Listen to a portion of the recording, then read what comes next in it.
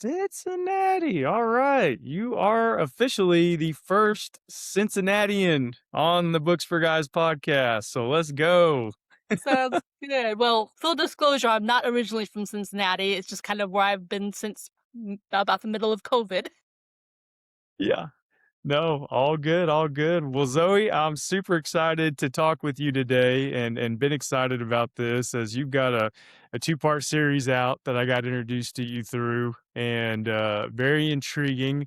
As I was learning a little bit about you and just your passion behind being creative, mixing things together and just putting this story out there. And it's one that I think a lot of people uh will find intriguing. I've got them pulled up here. I want to make sure Fractured Shadows and The Echoed Mind.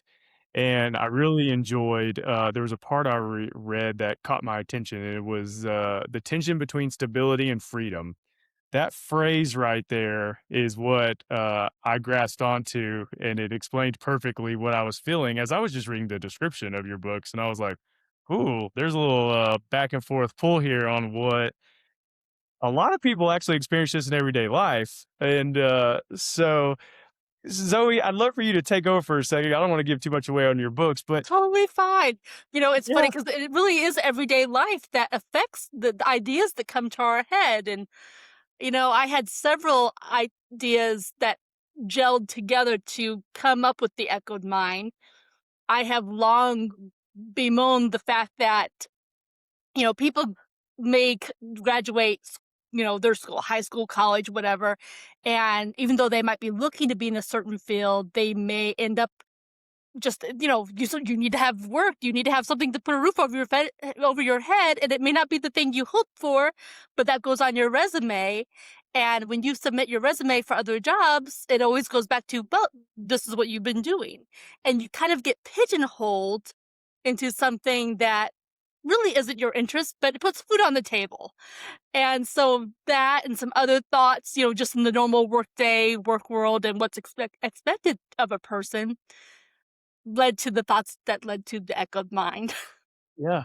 No, and that's interesting because I'm in the recruiting space. So there was something that I was thinking about. I was like, I look at resumes every day, and the amount of times I hear people that are not really interested in what they do, but they're nervous to make a change because they're scared no one's going to give them a chance. And so then they just go down this 5, 10, 15, 30-year career path of doing something they don't really enjoy. Um, it's kind of mind blowing. Like the percentage of the population that actually that's the route that you get put into. And that's exactly what I was thinking about when I was looking at your books. I was like, this is interesting. Like, there and you go a little bit deeper into like the story to where it's like a very entertaining where it's a big deal society's put into this situation where it's an ideal role for you but there's a larger play at scale which you can kind of see in everyday life too, the elite people in leadership, they can pull strings and then the population as a whole can kind of go with it and not really realize what's going on. And so I just how did you I don't know what's it like putting this together because I'm not a very creative person. I like talking to people who are creative because it just opens my mind up more to think differently and to see things differently. But as you're having these thoughts and ideas, at your normal job, what's the process like for you to complete a story like this, pen to paper, get it out? But just what's your process? So, everything begins with the idea, whether it's a conversation that may be meaningless to someone else, but then, start stirring ideas in your head. Could be a moment of frustration. For me, for this story, it was a moment of frustration. Um, I was sitting on the phone because my job involves being on the phone all day. But I also used to be in the recruiting space once upon a time. So that's where that portion of that came from. But in my world, because people have to provide their name and their address and whatever when they're talking to me, 9 out of 10 people spell their name uninvited. I do not ask for them to do it, but they automatically spell. I once had a lady spell Disney to me. I'm like, that's like the most famous name on the planet. Do I really need to hear you spell Disney? Got But that. so I was deeply frustrated during that time period. And I got to thinking about this futuristic world where, people don't really they don't use their minds because they're trained not to use their minds. They're trained to depend on this is the technical process and this is what you do. And, you don't really go outside of this lane. And so in my mind, building this world, and I didn't follow through on it. I might do it with the next one, but there's a neighborhood that I deemed the spellers. They spell keywords that they feel are very, meaningful and mean nothing to no one. But because of that moment of frustration, um, but that's what led to the idea of, okay, here's this world where people aren't really using, they're just, doing what they're told.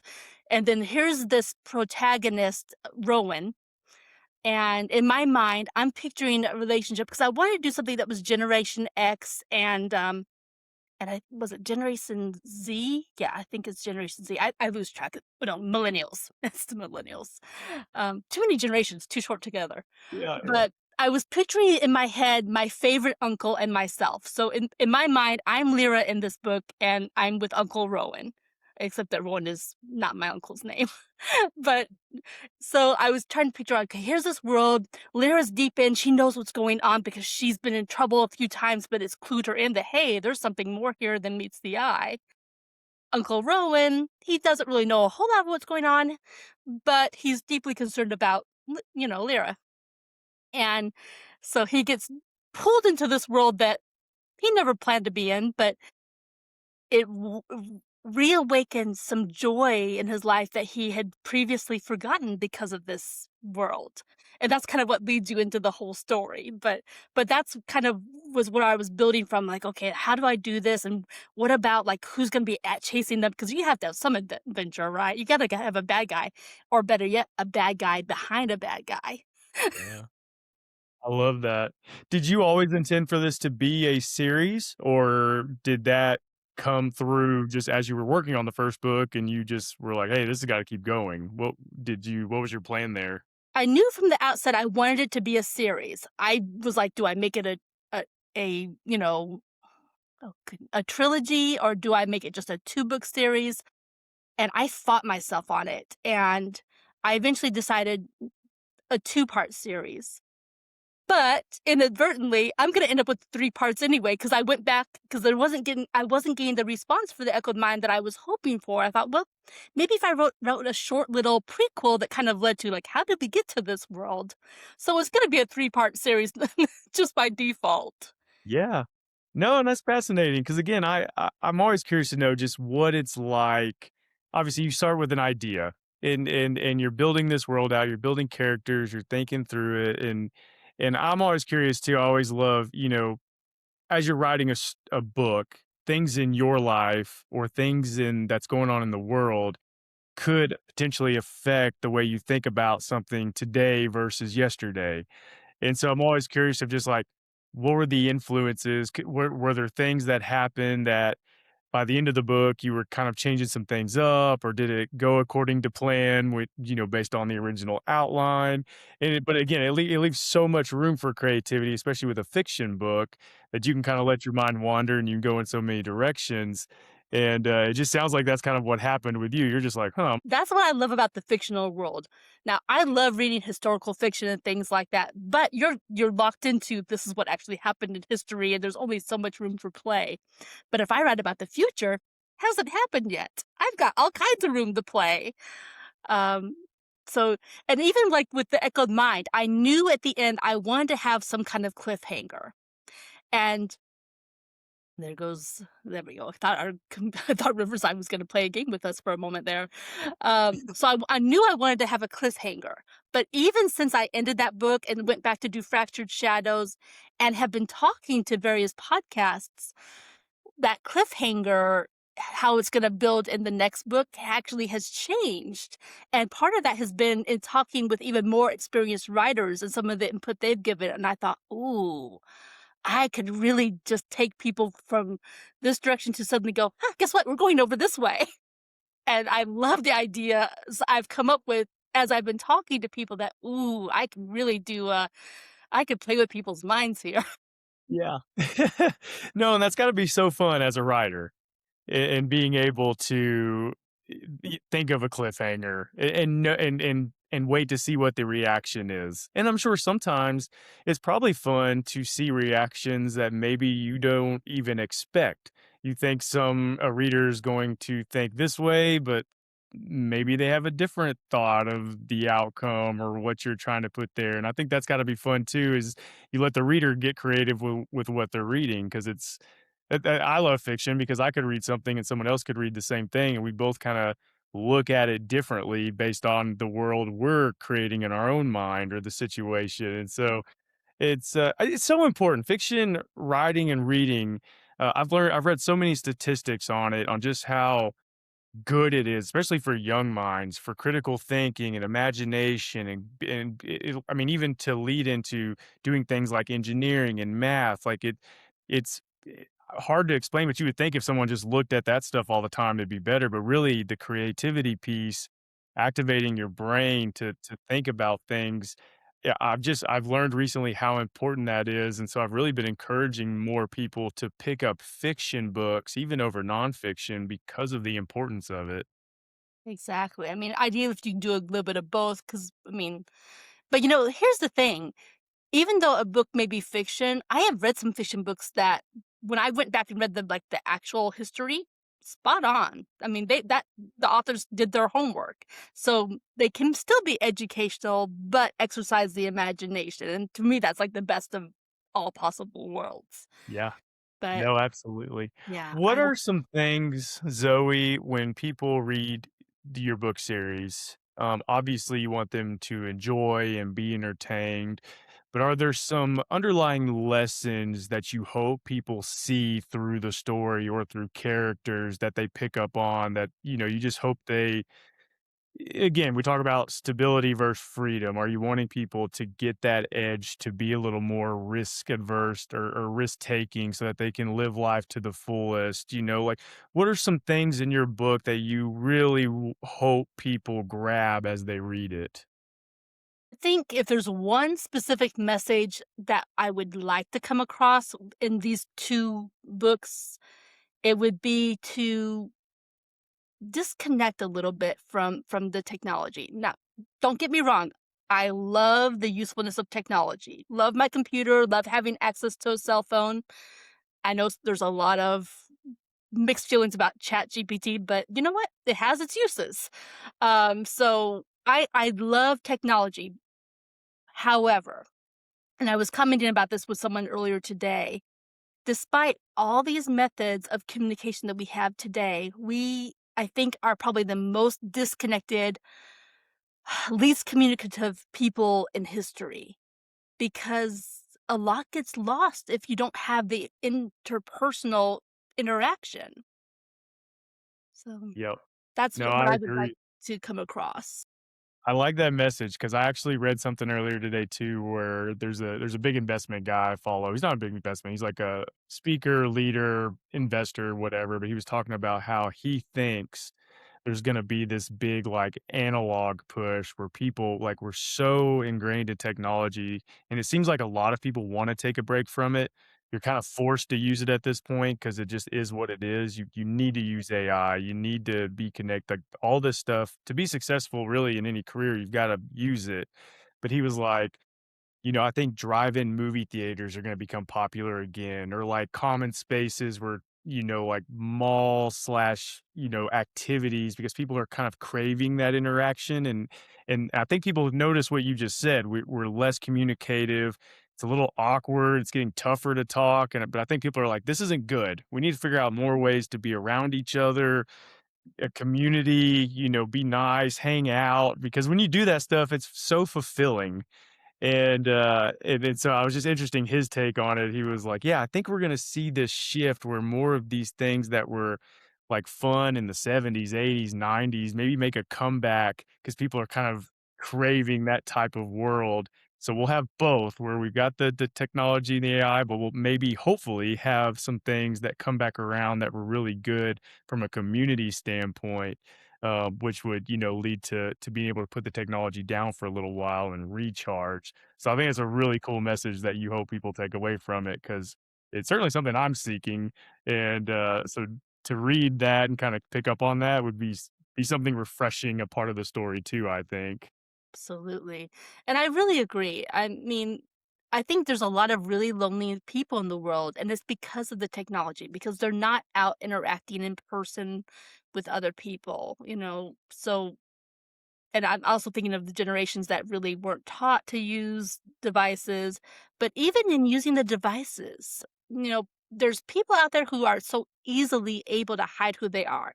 It's bad enough the people you meet in the real world who have that ability, but then online makes it even easier for those with bad intentions.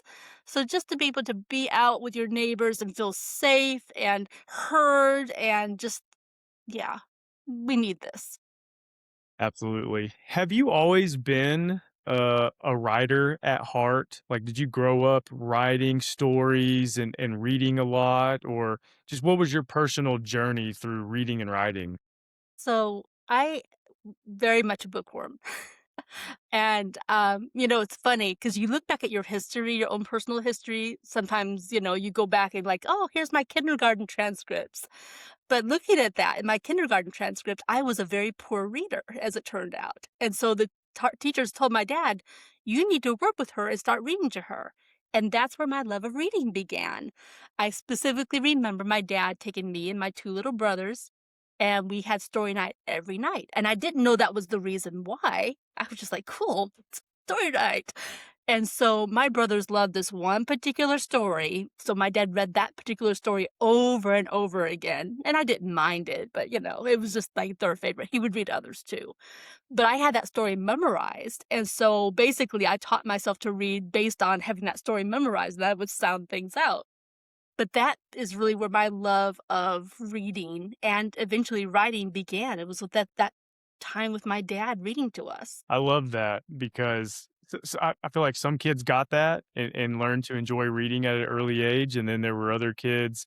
You know, my parents read to me, but it's reading wasn't something that I really enjoyed until later in life. I wish I would have enjoyed it younger, and that's really what Books for Guys is about. Is I'm trying to encourage more reading at a younger age, and to do that, I'm encouraging that young kids read things they're interested in Yes. and not things that they're forced to read. Obviously, there's that section you just gotta go through. You're gonna be told to read some things, and you gotta do it.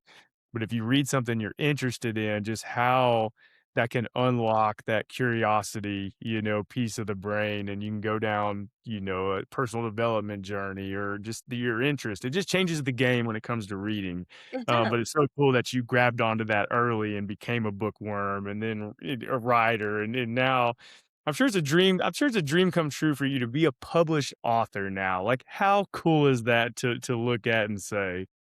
Yeah, it really is extremely cool. And for me, especially because one of my aunts was a poet. And so to have that in the family kind of lineage, and to be able to go, okay, yes, I fit in now. I'm with the others in the family who are published, you know, authors in one way form or another. Yeah. It is funny because for a lot of years I did not, you know, look at writing and being published, never considered it a possibility, but there just came a point where like, I have a story to tell and I'm gonna tell it. And even if I have to publish it myself, I am gonna tell this story. So that was nice. I love that. Do you have, ideas you're toying with for future books? I do. There's one I'm working on right now, and it's funny because it was a simple conversation that probably would have been meaningless at any other time in my life. But I was at the grocery store, and as I was checking out, the lady almost forgot to I had made an impulse purchase of a chocolate bar, and she almost forgot to ring it up and caught herself, and, you know, we made a joke about it. I'm like, "Well, I'd have to call you Wonka." And she's like, "No, I think I'd wanna be called something else." And we laughed, but I left this grocery store thinking about that and thinking about that. I'm like, "What if there was someone, like, from a alternate universe or whatever, where chocolate is abundant and they have this recipe and whatever, and somehow she ends up over here and she's trapped and she has to, like, go by a false identity, and but she so enjoys the chocolate and wants to give that gift to others, but that chocolate starts being traded like, on a black market because it's so good, and so there's collectors out there, and it kinda becomes its own, commodity, its own, like, currency. So I'm working on this thought process for this. I'm calling it Zara's chocolate. Okay. Oh, man. I mean, Zoe, this would be really cool. Your stories seem like something that could be movies. I wish. They just seem. I know, yeah, but who knows? You never know. Someone picks up the book and says, "Hey, this is amazing," and because I mean, your storylines are so again, they're so creative, but they're also something that you could see, like, the way you just explained that to me, I'm like, "Oh, this sounds awesome." Like, yeah, let me watch the movie, let me read the book, like, this sounds so interesting. So, and I think that has to do with you too, your passion behind it and your excitement. You can see it, you can hear it and feel it from you on just, like, how again, how excited you are to write this and put the story out there and create it and just make it exciting, and so I think that's a some authors are very introverted, they like what they do, but they don't really express it, with the same energy that you do, and I think that makes a difference on how many people are interested in reading a book or, I think people that watch this or listen to this, they may be in tune or inclined to pick up your book because they hear the excitement, and they're like, "Hey, this sounds exciting, let me give it a try." So, Just but hope that's it. just a testament to you and your personality, which is awesome. Thank you. I appreciate that. Yeah. Well, Zoe, just a couple more questions for you. You work a full-time job. So being an author is not something you do full time. It's something you've got to find extra hours in the day and in the year to do. What is your process there? Do you have like times of the day, morning and night, that you commit to trying to get words on pages? Is it more of, hey, when I have time this week, I can do more. This week, not so much. Just what does that balance look like for you? Wish I could say I was disciplined enough that I had a designated time, you know? I have every reason in the world why I should have a designated time and set schedule, but I am not that person. I am I think of myself as, like, an ADD kind of writer. I have an idea and I write it down and then I come back to it and work on it for a little bit and then, "Oh, here's this other idea. Well, let me go over here." It's like squirrel. So I Yeah. I bounce between multiple stories and one of them eventually gets finished. Like, "Okay, this one gets published." Yeah. No, that's great, but I think that just again, that kinda says, like, who you are. You're excited, creative, like, whatever's grabbing your attention at the time, like, that's where you're pouring your heart into and writing. I don't know what that's like. I can sit down and type for a little bit, but, like, to put thousands of words on a page in a story, it does take some discipline in there. Even though you are, kind of sporadic sometimes in your thinking, you still have a lot of discipline built up in that to finish what you've started, and to add to it. I mean, you've got a two-book series and a prequel. It's going to be a three-part. There's a lot of discipline in there as well. So that's no, it's just interesting. But Zoe, one more question for you, and you kind of hinted at it earlier. You bookworm, so you've read a lot of books, and I love to ask people this question because you could answer it differently based off where you're at in your life, or you may have answered this differently if I'd asked you a year ago. But I'm always curious to know, what is a book or two that has meant a lot to you personally or professionally, and what is a book or two that you love to recommend to other people? I have such a variety of types of books that I like, and there are books I don't have time to sit and truly read the way I like to read, but sometimes I do. Most of the time these days it's Audible, and I listen to books. I listen to them over and over and over again, especially if I like the story. Um, I will forever love The Count of Monte Cristo. Always will recommend it. I mean, that's just like one of the best books ever written in my mind. And it helped me through some harder times in my life because I mean, we all have moments in our life where we feel like we are faced with injustice, and you know what? Count of Monte Cristo is your best friend during that time. Yeah.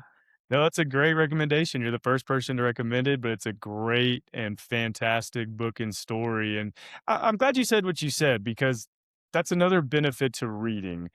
There's whatever you're going through, whatever you're experiencing in life, there are books out there that you can just kind of immerse yourself in and find some joy, or if someone else is maybe going through a similar struggle, people have written about it, and you're trying to do something, like, people have done it before you, so you can learn quicker, by reading what they did, and so there's just so many benefits to books. But I love that you said that, like you found joy in reading this book, or you found some common ground of what you were experiencing in life. And there's just not a lot of things out there that you can do the same thing with.